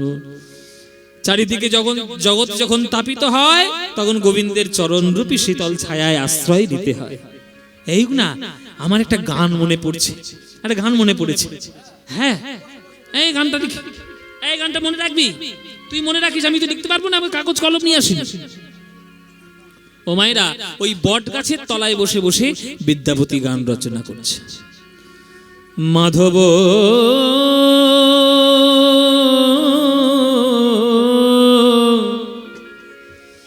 মাধব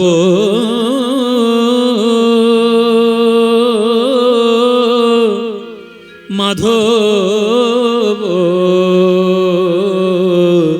হে মাধব।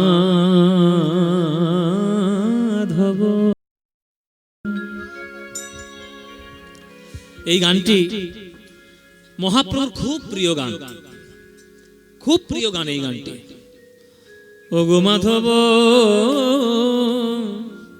বিদ্যাপতির রচনা। ও হে রাধা মা,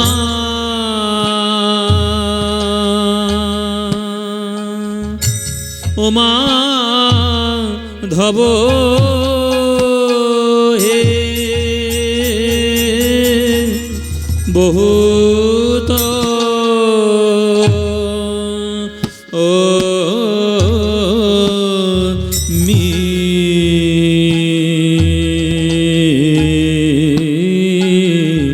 মিনতি, বহুত মিনতি করো তো হে, ও হে রাধা মা, ও মা ধব এই নিবেদন তব পায়ে, চরণ ছাড়া করো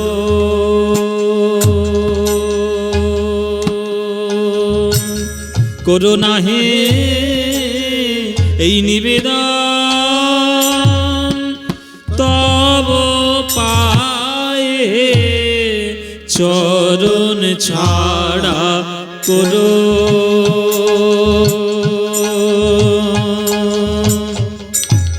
করো না হে এই নিবেদন তব পায়ে, চরণ ছাড়া করো। মধ্যম দশকুশি তাল, 14 মাত্রা, প্রাচীন গান, একটা পদে 4খানা তাল। তব পায়ে চরণ ছাড়া করো করো না হে নিবেদন তব পায়ে, চরণ ছাড়া করো করো না হে নিবেদন তব পায়ে, আমি ওই চরণে শরণ নিলাম নিবেদন তব পায়ে, আমি ওই চরণে শরণ নিলাম নিবেদন তব পায়ে, চরণ ছাড়া করো করো না হে নিবেদন তব পায়ে, চরণ ছাড়া করো করো না হে নিবেদন তব পায়ে, আমি ওই চরণে নিলাম নিবেদন তব পায়ে, চরণ ছাড়া করো না হে নিবেদন তব পায়ে, ওই চরণে শরণ নিলাম নিবেদন তব পায়ে, চরণ ছাড়া করো না হে নিবেদন তব পায়ে, আমি ওই চরণে শরণ নিলাম নিবেদন তব পায়ে, আমি ওই চরণে নিবেদন তব পায়ে, ওই চরণে নিলাম নিবেদন তব পায়ে, ওই চরণে নিলাম নিবেদন তব পায়ে, ও হে রাধা।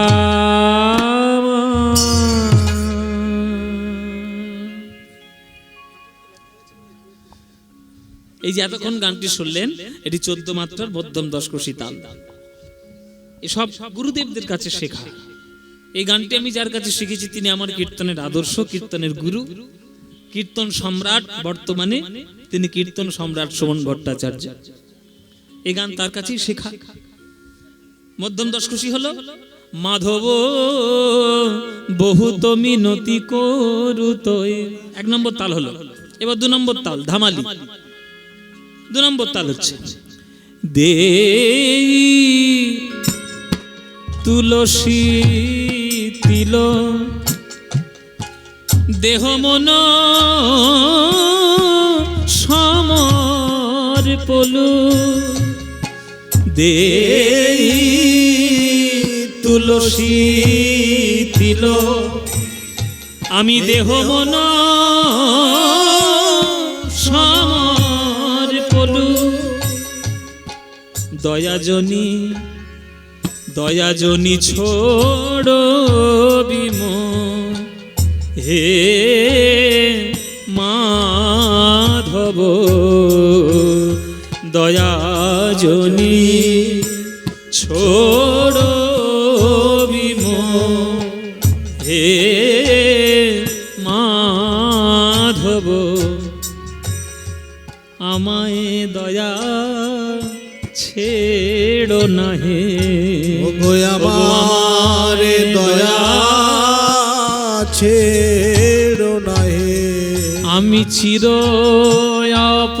অপরাধী বলে ওগো আমায় দয়া ছেড়ো না হে, চির অপরাধী বলে আমায় দয়া ছেড়ো না হে। আস্তে আস্তে মায়েরা,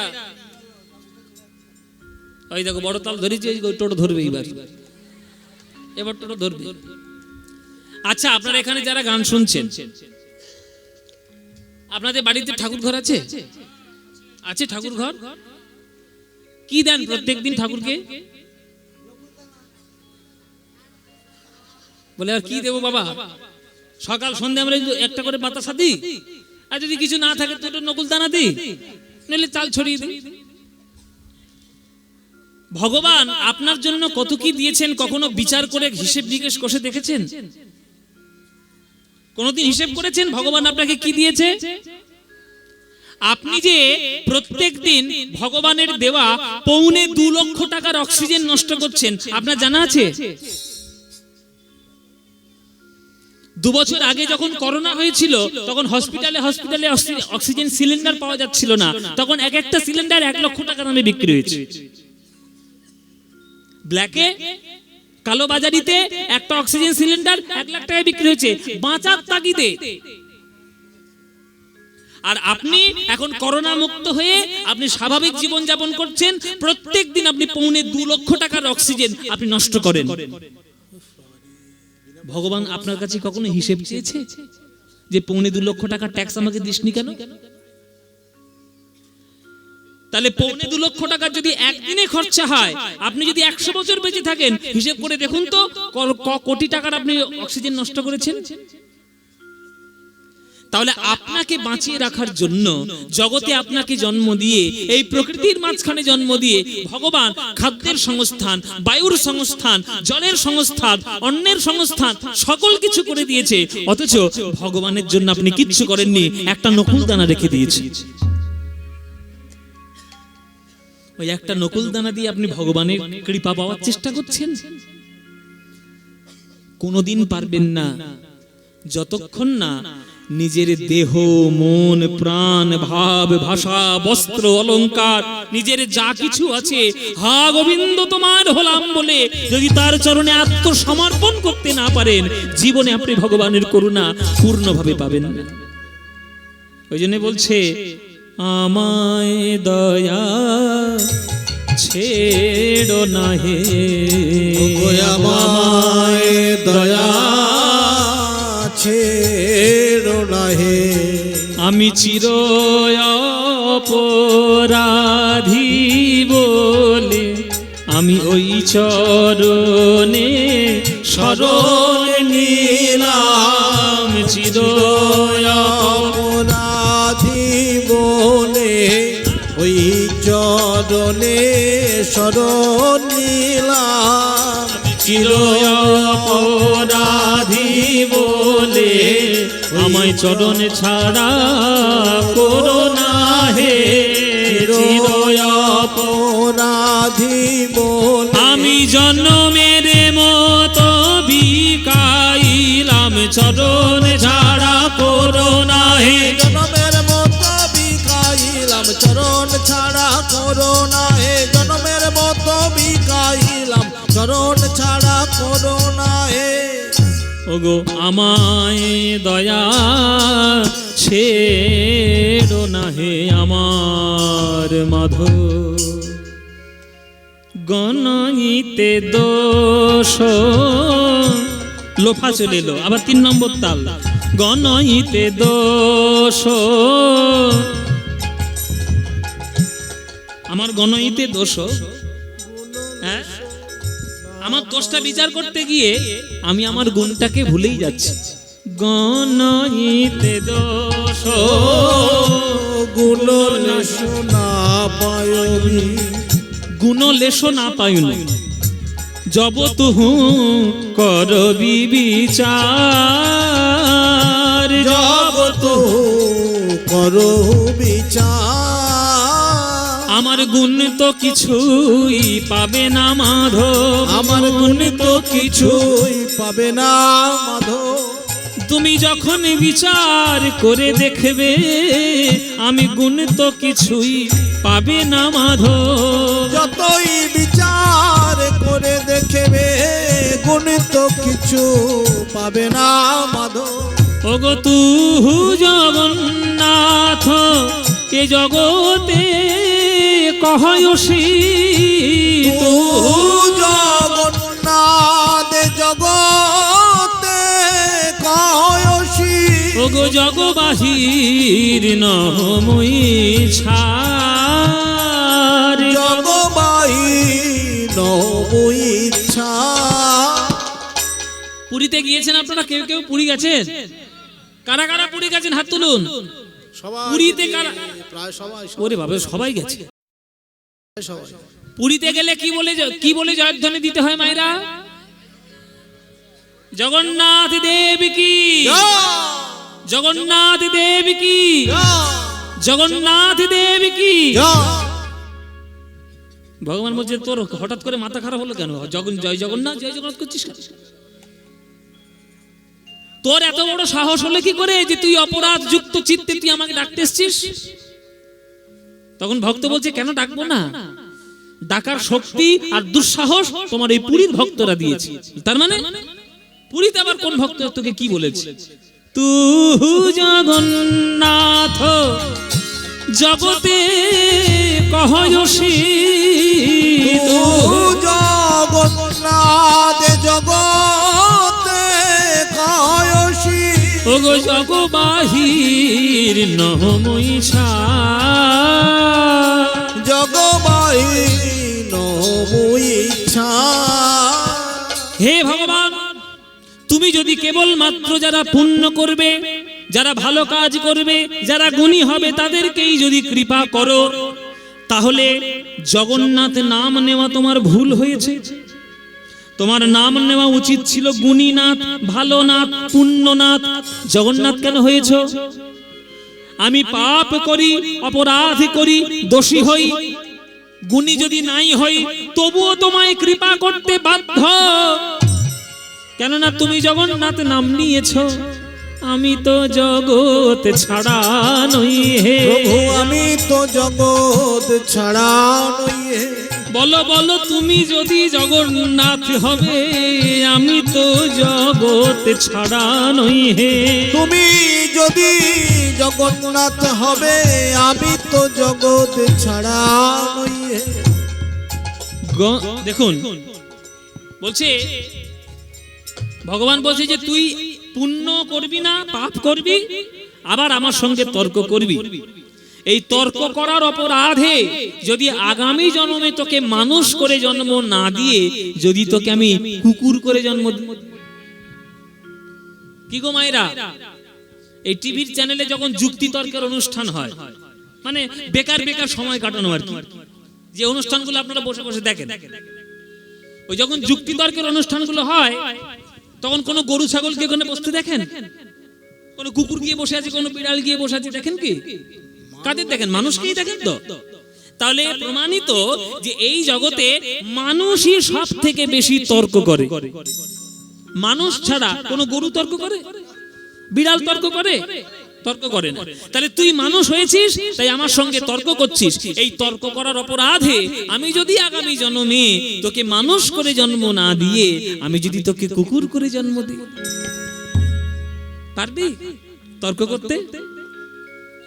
তখন ভক্ত বলছে, হে প্রভু, তোমার সঙ্গে তর্ক করার অপরাধে যদি আগামী জন্মে আমি আর মানুষ জন্ম না পাই, তাহলে আগামী জন্মের মনের কথা আমি এই জন্মেই জানিয়ে গেলাম। হ্যাঁ, কি এ মানুষ পশু পাখি কি এ জন্মিয়ে, কি এ মানুষ পশু পাখি কি এ জন্মিয়ে, অথবা বলো কীট পতঙ্গে আমার কর্ম বিপাকে গতাগতি পুন পুন, কর্ম বিপাকে গতাগতি পুন পুন, যেন মতি রহু তুয়া পর সঙ্গে, মতি রো তুয়া পর সঙ্গে। হরি বল। হে গোবিন্দ, আগামী জন্মে যদি তুমি গাছপালা করে জন্ম দাও, তাহলে দয়া করে আমায় তুলসী গাছ রূপে জন্ম দিও। তুলসীর পাতা দিয়ে মঞ্জরি দিয়ে আমি তোমার চরণের সেবায় লাগবো। যদি তুমি জলের প্রাণী করে জন্ম দাও, তাহলে দয়া করে আমায় শঙ্খ করে জন্ম দিও। মন্দিরে মন্দিরে আরতির সময় বেজে উঠব তোমার আরতি কালে। যদি তুমি কীটপতঙ্গ রূপে জন্ম দাও, তাহলে দয়া করে আমায় মৌমাছি রূপে জন্ম দিও। মধু আহরণ করব, সেই মধু দিয়ে তোমার প্রসাদ হবে। যদি তুমি পাখি করে জন্ম দাও, যেন ময়ূর করে জন্ম দিও। ময়ূরের পালক দিয়ে তোমার মাথায় চূড়া হয়ে শোভাবর্ধন করব। যদি তুমি পশু করে জন্ম দাও, যেন আমায় গাভী করে জন্ম দিও। গাভী, কেননা আমার বাঁটের দুগ্ধ দিয়ে প্রসাদ হবে, আর সেই প্রসাদ তোমার চরণে যাবে।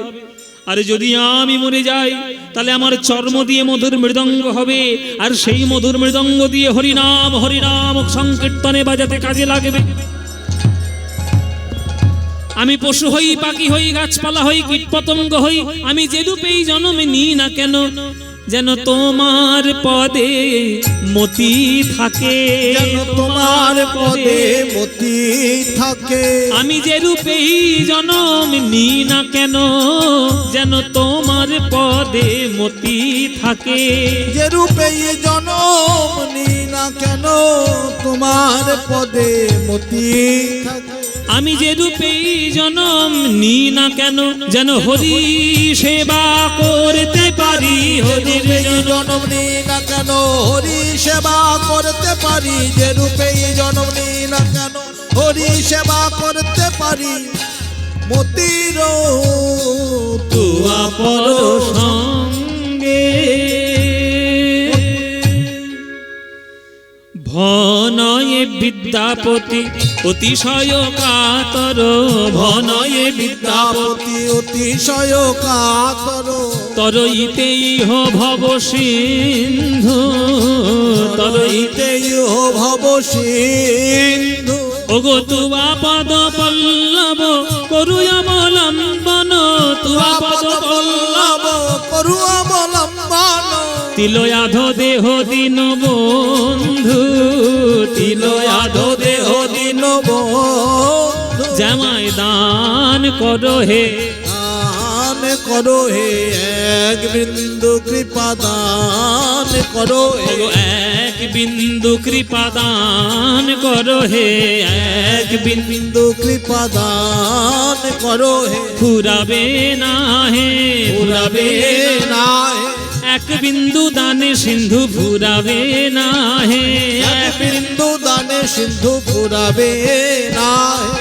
এক এক বিন্দু দানে সিন্ধু হে কৃষ্ণ করুণা সিন্ধু, এক বিন্দু দানে সিন্ধু হে কৃষ্ণ করুণা সিন্ধু, এক বিন্দু দানে সিন্ধু হে কৃষ্ণ করুণা সিন্ধু, এক বিন্দু দানে সিন্ধু হে কৃষ্ণ করুণা সিন্ধু, এক বিন্দু দানে সিন্ধু হে কৃষ্ণ করুণা সিন্ধু। রবে না হে দিল আধো দেহ দিন বন্ধু, দিল আধো দেহ দিন বন্ধু, দিন বন্ধু, দিন বন্ধু, দিল আধো দেহ দিন বন্ধু, দিন বন্ধু, দিন বন্ধু, দিল আধো দেহ দিন বন্ধু, দিন বন্ধু, দিন বন্ধু।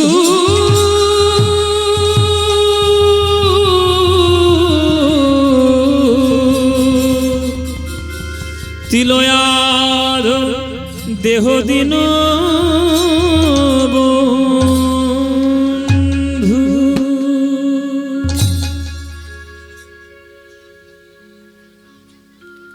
বিদ্যাপতির গান শেষ হয়ে গিয়ে বিদ্যাপতি দেখছে উগনা নয়ন জলে ভেসে সমাধিগ্রস্ত হয়ে গেছে। উগনা, উগনা, এই উগনা কি?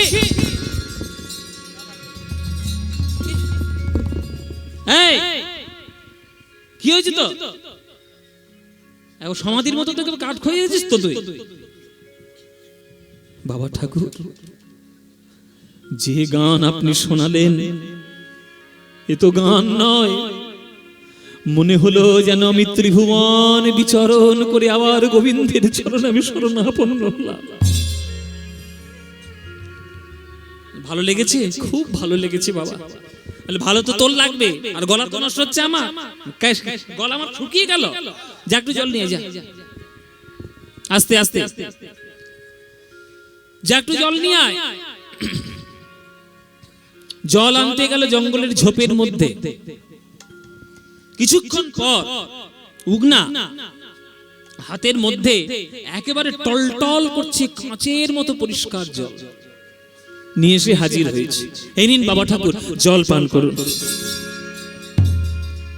এই জল তুই কোথায় পেলি? কোথায় পেয়েছিস এই জল? উগনা, আমি এই এলাকার মানুষ। কোথায় নদী, কোথায় ঘাট, কোথায় পুকুর, কোথায় খাল, আমার সব জানা রয়েছে। তুই জঙ্গলে ঝোপের মধ্যে ঢুকলি, ওইখানে কোথায় তুই জল পেয়েছিস আমার জন্য টলটলে জল নিয়ে এলি? কোথাকার তুই জল নিয়ে এলি? আর তুই কোন জাতেরই লোক আমি তোর হাত থেকে জল পান করবো? আস্তে আস্তে আস্তে, যার যাওয়ার দরকার চুপচাপ চলে যান, গন্ডগোল করে করে যাবেন না।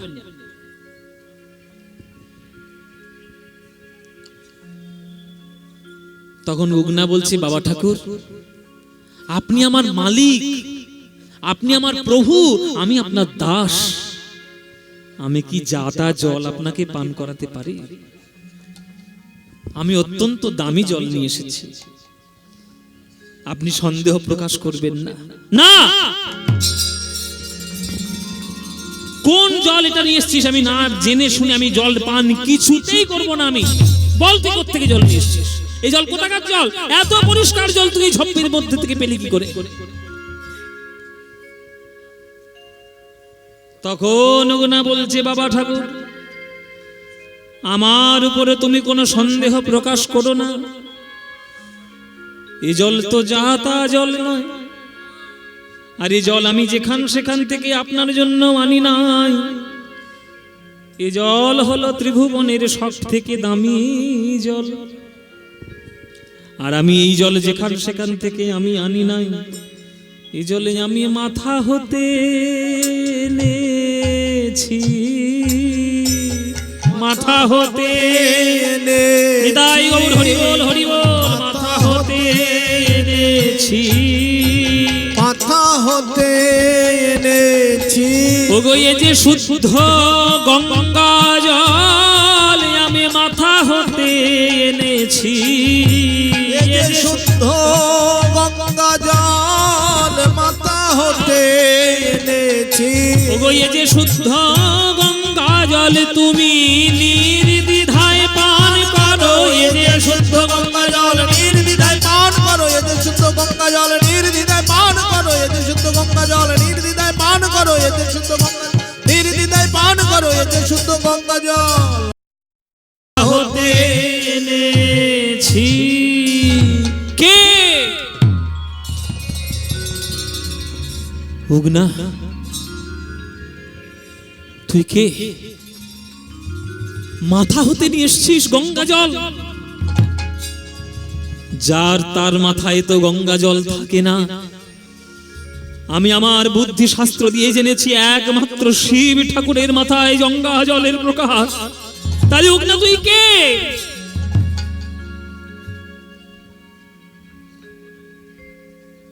কে মাইরা?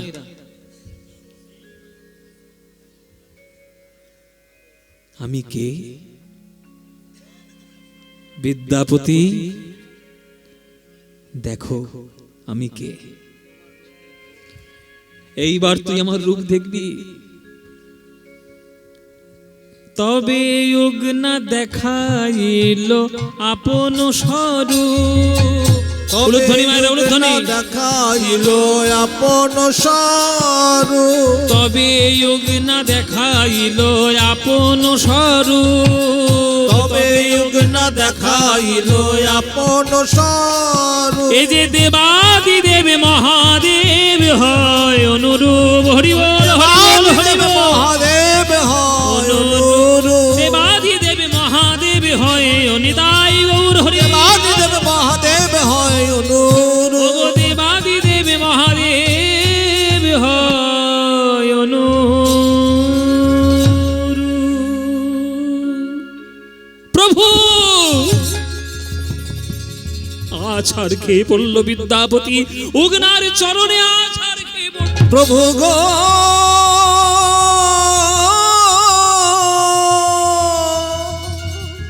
প্রভু, কি অপরাধ করেছি আমি? কি অপরাধ আমি করেছি? আমার বাড়িতে এসে তুমি চাকর হয়ে রূপ ধারণ করলে। কত অপরাধ, কত কথা, কত মান কথা আমি আপনাকে বলেছি।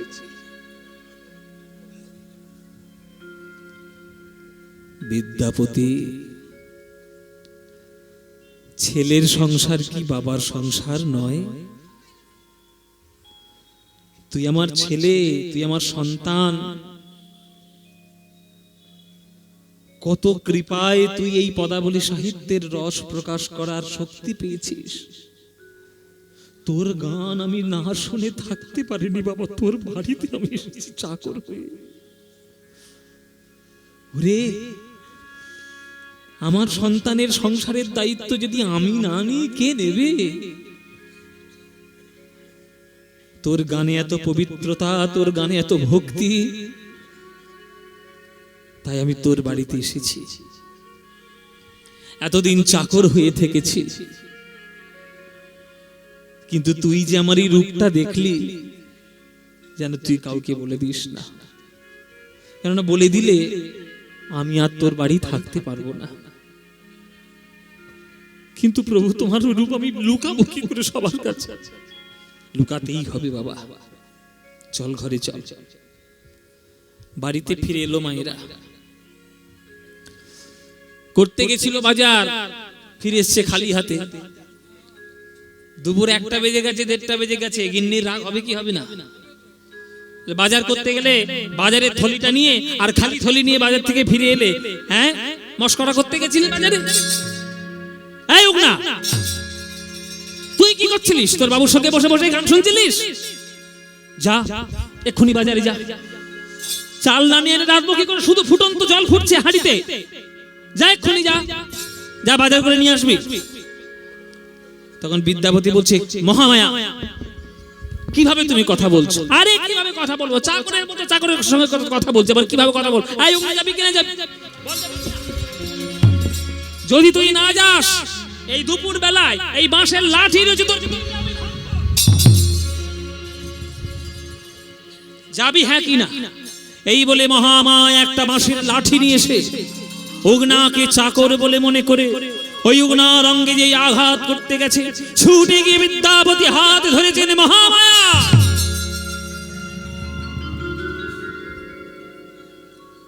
কার গায়ে তুমি হাত দিচ্ছ জানো? জানো এই উগনাকে?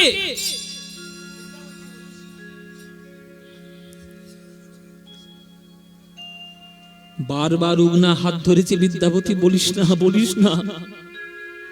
বিদ্যাপতি বলছে, না প্রভু, তোমার এই অপমান আমি কি করে সহ্য করব, তোমার অঙ্গে আঘাত পড়বে। মহামায়া, যার মাথায় রোজ সকালবেলা গিয়ে তুমি গঙ্গা জল দাও, যার মাথায় তুমি চন্দন দাও, যার মাথায় তুমি বেল পাতা দাও, এ হলেন স্বয়ং আমাদের মহাদেব, আমাদের দেবাদিদেব মহাদেব, আমাদের ভগবান শিব ঠাকুর।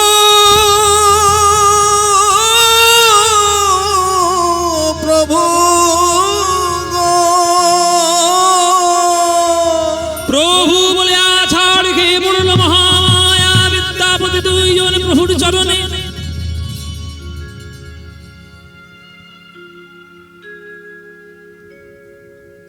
দেবাদিদেব মহাদেবের চোখ থেকে ঝরঝর জল পড়ছে। বিদ্যাপতি, তোকে আমি এত বারণ করলাম, তবু তুই আমার কথা শুনলি না। আমার রূপ প্রকাশ করে দিলি সবার মাঝখানে। আজকে তোর স্ত্রী জানতে পেরেছে, কালকে পাড়ার লোক জানতে পারবে, পরে আরো পাড়ার লোক জানতে পারবে, সবাই আমাকে দেখতে আসবে, আর আমার এখানে থাকা যাবে না। সংসার তোদের সুখের হোক, সাহিত্য আরো তোমার বর্ধিত হোক, আমি চললাম কৈলাসে। না প্রভু, আমরা যেতেই দেবো না তোমাকে, তুমি কোথায় যাবে আমাদের সংসার ছেড়ে? তাহলে আমার আমি গান শোনাবো কাকে? কোনো চিন্তা নেই, কোনো চিন্তা নেই। কিছু দূর পরে, কিছুদিনের মধ্যেই পাতাল ভেদী মহাদেব রূপে আমি প্রতিষ্ঠিত হব। রোজ তুই যাবি, ওইখানে গিয়েই আমার একটা করে পদাবলী শোনাবি। আমি ওই লিঙ্গ রূপে তোর কাছে গান কৈলাস থেকে আমি শ্রবণ করব। যা বাবা। অদৃশ্য হয়ে গেলেন মহাদেব। কিছুদিনের মধ্যেই সেইখানে পাতাল ভেদী মহাদেব রূপে শিবলিঙ্গ প্রকাশিত হলো বাবা।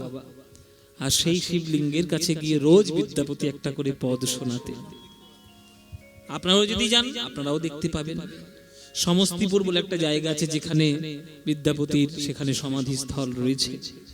মিথিলার মধ্যে, বিহারে যাবেন, উত্তর বিহারে আপনারা সেই বিদ্যাপতির লীলা এতক্ষণ ধরে আস্বাদন করলেন। সেই বিদ্যাপতির প্রভাব আমার মহাপ্রভুর জীবনে যে কত গুরুত্বপূর্ণ ছিল সেইটা আপনারা শুনলেন।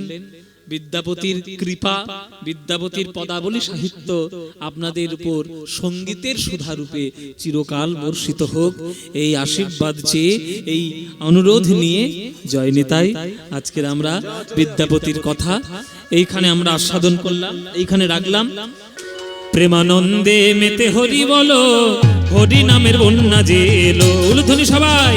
প্রেমানন্দে মেতে হরি বলো, হরি নামের বন্যা এলো। ও প্রেমানন্দে মেতে হরি বলো, হরি নামের বন্যা যে এলো। ওই দয়ালে গো, আর হয়ে গেছে আদা। ওই দয়ালে গৌর নিত্যানন্দ প্রেমেতে সাঁতারে দিল। দয়ালে গৌর নিত্যানন্দ প্রেমেতে সাঁতার দিল। আহা, হরি নামের বন্যা যে এলো। ও প্রেমানন্দে মেতে হরি বলো, হরি নামের বন্যা যে এলো। ও প্রেমানন্দে মেতে হরি বলো, হরি নামের বন্যা যে এলো। এমন বন্যা দেখি নাই মানুষ শুকনাতে তলায়। ও ডুবলো নদীর পুরুষ নারী জাতের বিচারে নাই। এমন বন্যা দেখি নাই মানুষ শুকনাতে তলায়। আহা, ডুবলো নদীর পুরুষ নারী জাতের। ওই হরিদাস সে কাজীর ছেলে, সেও বুঝি ডুবে গেল। হরিদাস সে কাজীর ছেলে, সে বুঝি ডুবে গেল। হরি বলে বলে রে হরিদাস, হরি বলে বলে রে হরিদাস। ওই হরিদাস সে কাজীর ছেলে, সেও বুঝি ডুবে গেল। হরিদাস সে কাজীর ছেলে, সে বুঝি ডুবে গেল। হরি নামের বন্যা যে এলো। প্রেমানন্দে মেতে হরি বলো, হরি নামের বন্যা যে এলো। ও যেন জনম জনম গাই গো, জনম জনম গাই গো মধু মাখা হরি নাম, জনম জনম গাই গো মধু মাখা হরি হরি নাম জন্ম জন্ম গাই গো মধু মাখা হরি নাম, নামে জগৎ ডুবে গেল মধু মাখা হরি নাম। মধু মাখা হরি নাম তোমরা বাহু তুলে হরি বলো মধু মাখা হরি নাম, প্রেমানন্দে হরি বলো মধু মাখা হরি নাম। হরি বল হরি বল হরি বল হরি বল হরি বল হরি বল হরি হরি বল হরি হরি বল। রাধে শ্যাম রাধে শ্যাম রাধে শ্যাম। জয় নিতাই গৌর হরি বল হরি বল হরি।